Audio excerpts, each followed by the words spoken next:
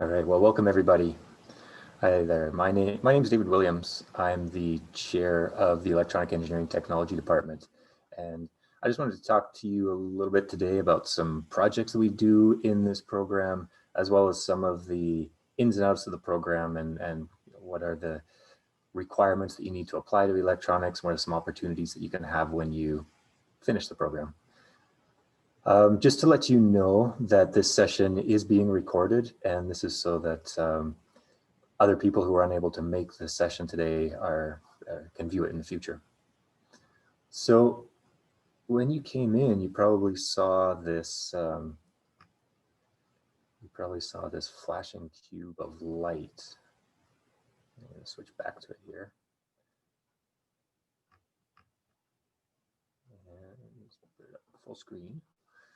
So this is actually a project that one of our students from a couple of years ago built in the first year course, one of the first year courses where the students have a chance to put together a project, an electronics project of their choice. And so you can see, kind of zoom or pan around it, this is a cube of 4 by 4 by 4 LEDs.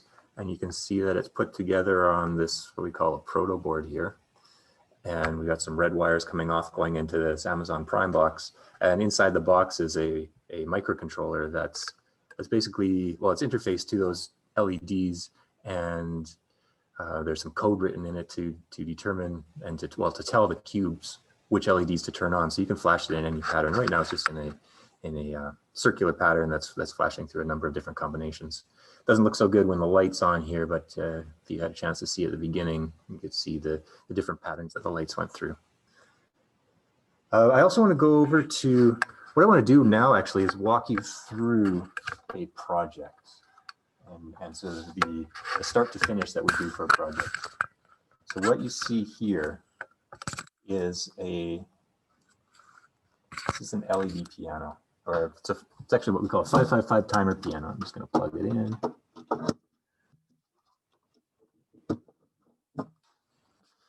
So on this board, you can see there's a number of buttons here, and there's actually lights on. I don't know if you can tell that the lights are on very well with the brightness in the room. And then these black devices back here are what are called 555 timers.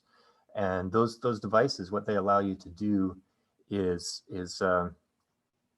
well, they're basically oscillators. So as far as voltage goes, they turn voltage on and off. So it's a high voltage, low voltage, high voltage, low voltage. But by setting the values of different components around the 555 timer, what you can do is control the frequency of that on and off. And when you control the frequency,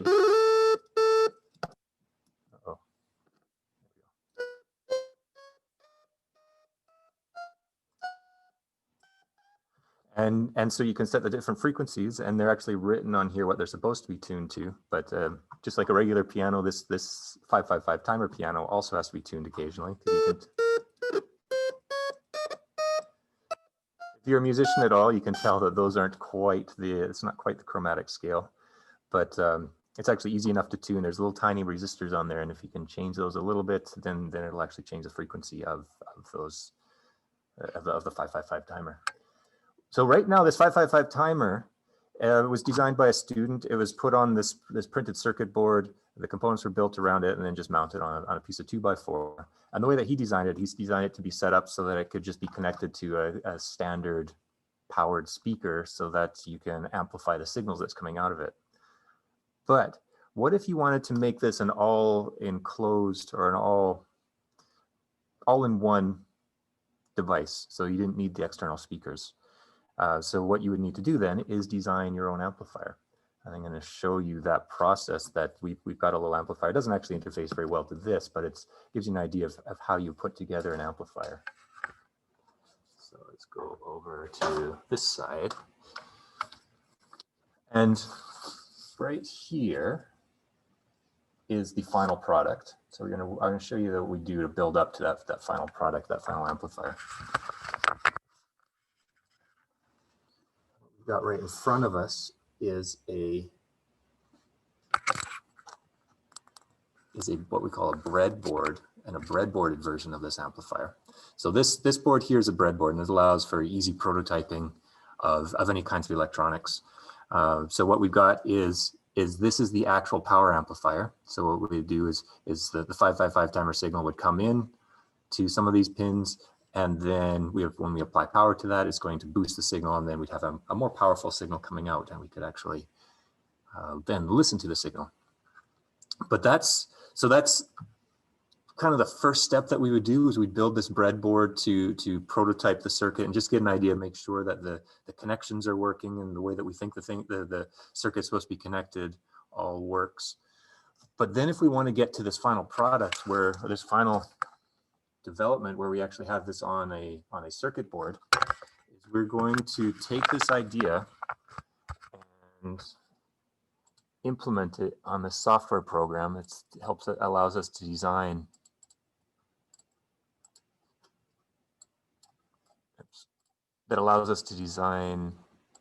printed circuit boards. So that circuit that I showed you on the breadboard is now implemented there with all of the different connections in what we call a schematic format. So we've got the amplifier in the middle, it's the big triangle, and various components connected to it. So this is just kind of telling us how the connections are made between different components. Then the next step that we would do is we would actually take the way that those connections, just the virtual way that the connections are made, and we'd put that into what we call a layout. And so this picture that we're seeing here is actually the physical way that all the components are going to fit together. So up at the top, there's that one is that's a power amplifier. And then we've got some input pins at the bottom. And then the circles and the squares that you see and the rectangles that you see in the middle are the other components we needed to build around the amplifier to actually make it work. And I'm not sure how well you'll be able to see this, but we can see a side-by-side comparison now of the circuit board and the way that we've defined the circuit board to be. I actually have that upside down.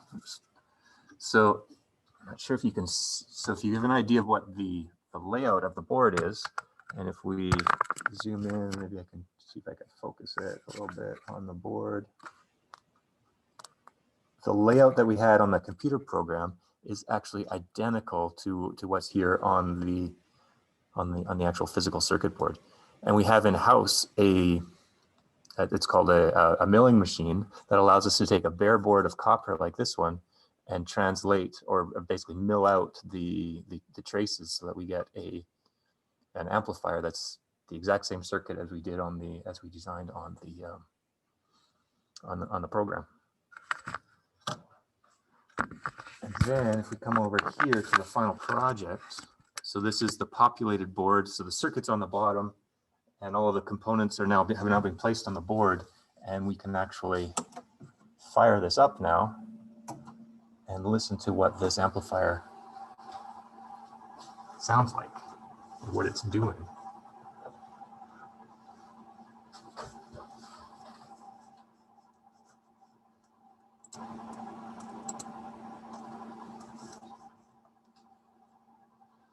Okay, so you can see there's all sorts of wires and connections on the circuit board. We have some power connections. We have some signals that are coming into the board on the left-hand side, and then some signals on the board on the right-hand side. So basically, you've got these low-powered signals coming in on the left-hand side. There's the amplifier that's amplifying the signal, and then some signals that are coming out on the output side. And up here, what I've got set up is a power supply that's powering the board. So I'm going to turn that on. And we have what's called a function generator. And this is sort of acting as the replacement or the test system for the 555 timer. And what it does is it generates a signal. And in this case, it's going to be a sinusoidal signal. I'll show you what that looks like in a second. And we have it dialed in to be actually, I'm going to change it. I don't know if any of you are musicians. If I adjust that to 440 hertz, that's actually a middle A. So there's a really good relationship between electrical and electronic signals and audio signals. So if you know what a middle A sounds like on a piano, we'll see what it sounds like as a pure sine wave. So without all the nice characteristics that a piano has, but it's actually going to be the same note. So I'm going to turn that on. And so now what's happening is this 440 hertz signal is coming out this wire, going to the circuit board, and then it's coming out and going, and all I'm doing right now is I'm just displaying it on this oscilloscope. So this is what a sine wave looks like in terms of the way that the voltage of the signal changes over time. So the top signal there is the input signal, and the bottom signal here is the output signal. So you can see that the blue output is a little bit bigger, and actually because of the scale, it's actually quite a bit bigger than the yellow signal. So if we were to listen to the yellow signal, it wouldn't sound very loud, but if we listen to the blue signal, it's going to be something that we can actually audibly hear. And I'm going to turn that on just in a sec here, but it just gives you an idea of what an audio signal actually looks like in terms of the way that it changes, the voltage changes over time. And so when you apply a voltage like this to a speaker, so here's my speaker here.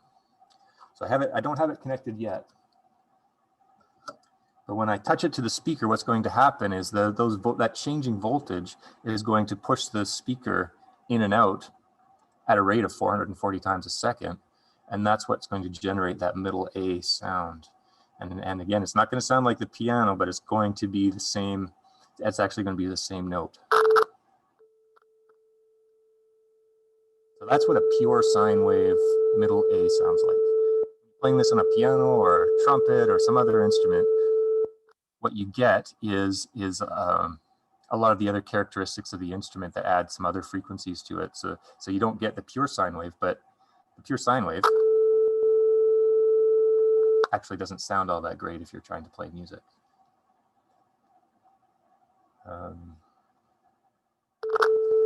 Okay, so that's the middle A, and then what I can do is just give you an idea of what different frequencies sound like.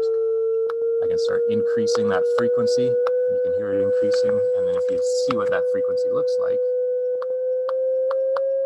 you can see that the waves are getting closer and closer together. So what that basically means is that the rate that the speaker is moving back and forth gets faster and faster and faster. And then we could do all sorts of kind of fun effects with these function generators. I can put it on a sweep mode, which is going to sweep through various frequencies.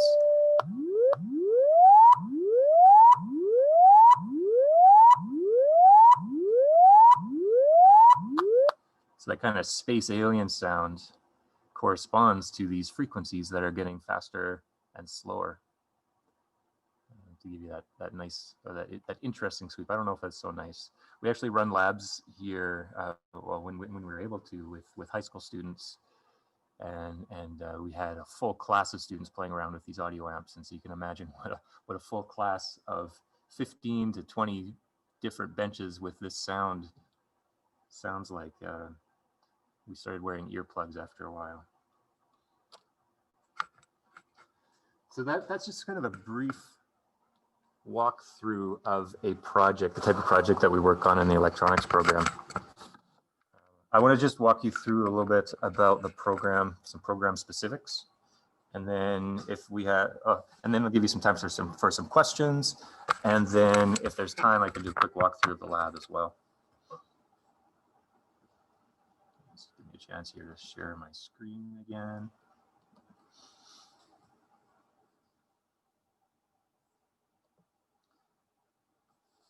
So why choose a career in electronics?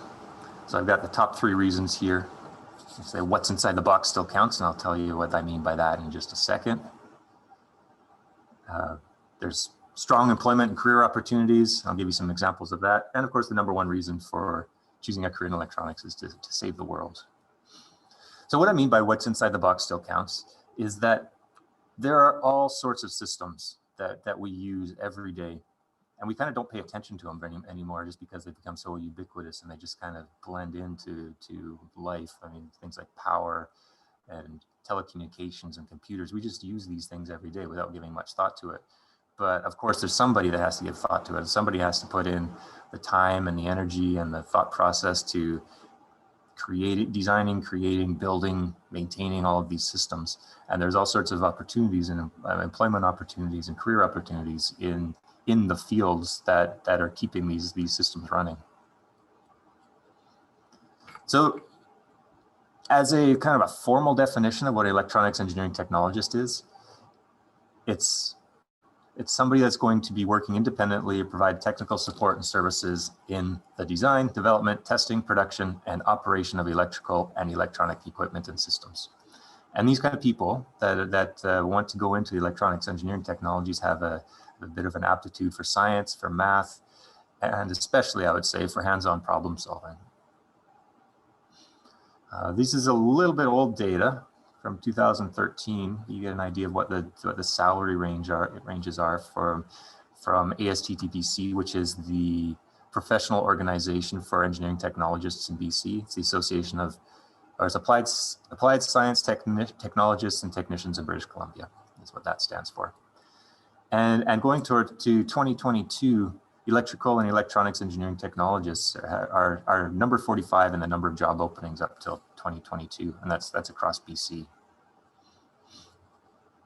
So as far as an engineering technologist goes, I'm just going to turn this off. There's a fan running here.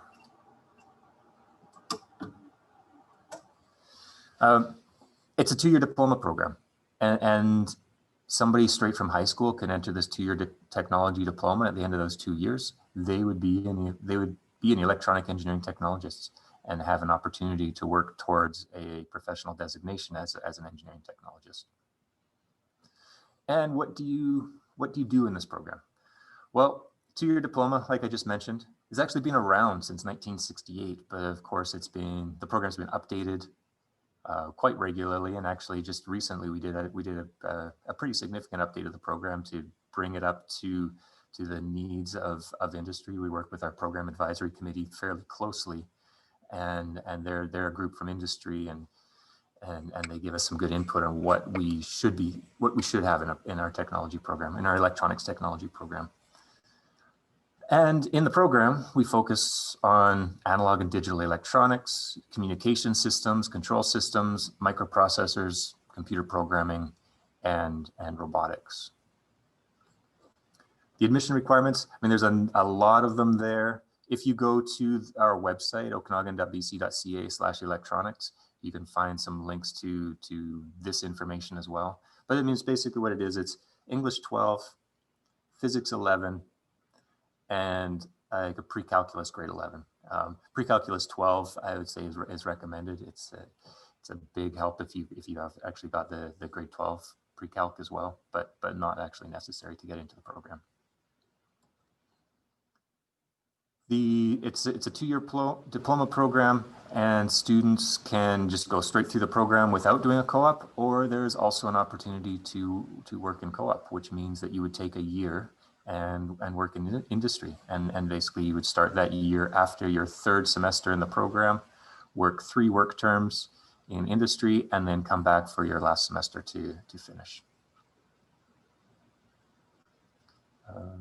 We are accredited, which means that our diploma is recognized across Canada and even around the world in a number of different countries. So it's a piece of paper, but it's recognized across the country and around the world to allow you to enter the electronics field anywhere in Canada, as well as a number of countries in the world. Here's a list of recent employers.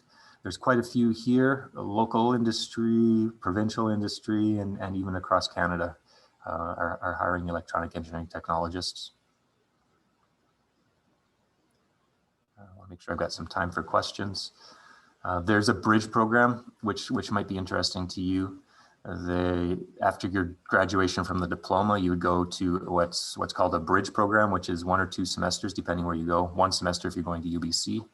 And then after that, after you finish the bridge program, which catches you up in some math and some science courses, you would go into the engineering degree program in your 4th semester of that engineering degree. So it gives you an input, an alternative input to become an electrical engineer. Here's a number of projects that students have worked on.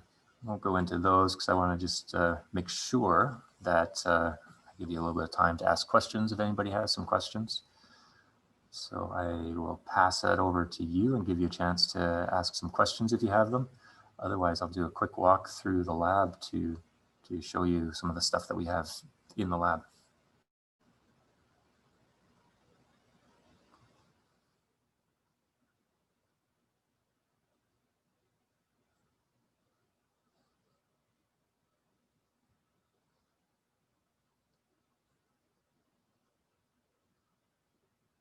There's some links to follow if you want to find out more information about Okanagan College. And there's also a $5,000 tuition credit at OC that you're eligible to enter. So there's the webpage that you can check out if you want to do that. And while you're thinking of questions, I'm going to stop the share here so you can see a full screen. I'm going to change my camera.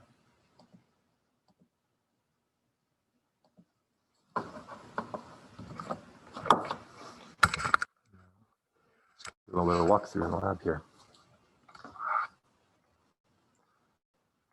So this is one of our lab rooms. I'm going to stop in the corner and turn around so you can see the whole thing.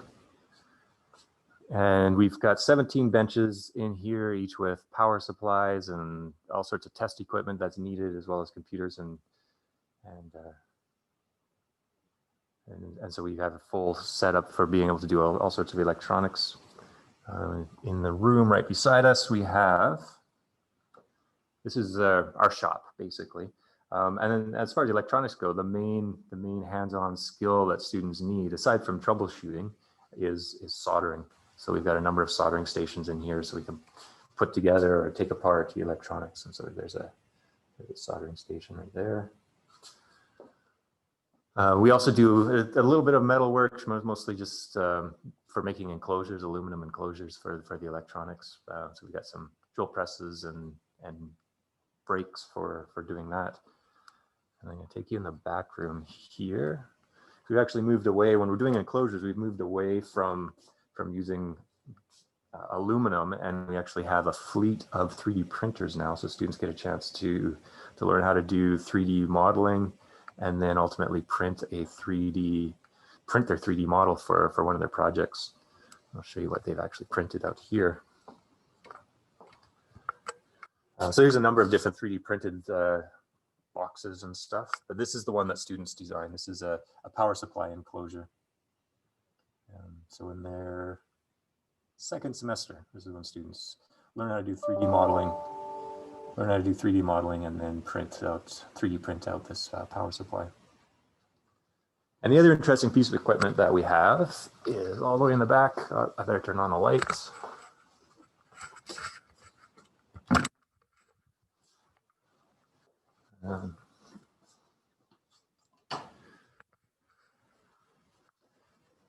This milling machine. So I was talking about this when I was going through the design of the power amplifier. This is the machine that does it. So you start with the bare copper board like this one, and you can see this one's been cut out, but here's a number of boards back here. So all these ones have been cut out as well. But it'd be a solid piece of copper board like this one. And then you would upload the program, your design, to this machine. And then the milling head would pick up the appropriate bits, cut out all the traces, can cut out the board too if you need it to do that. And then you've got a bare circuit board that you can put the components on and build your electronics prototype.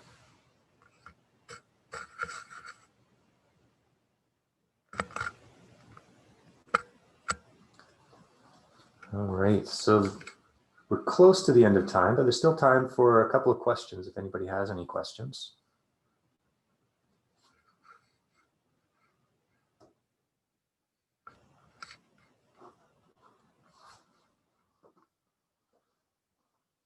I'll walk back out to the main lab.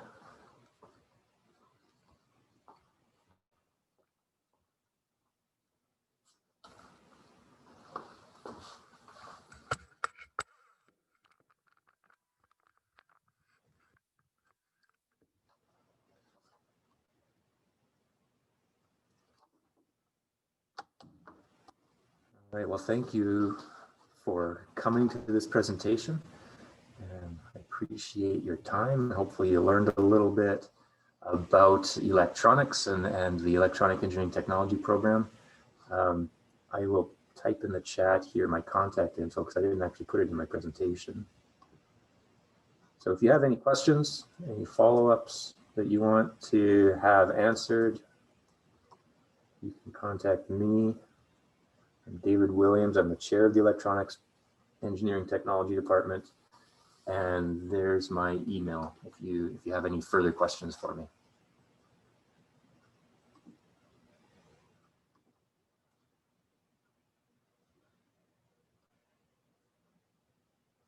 All right, well, thanks again for attending.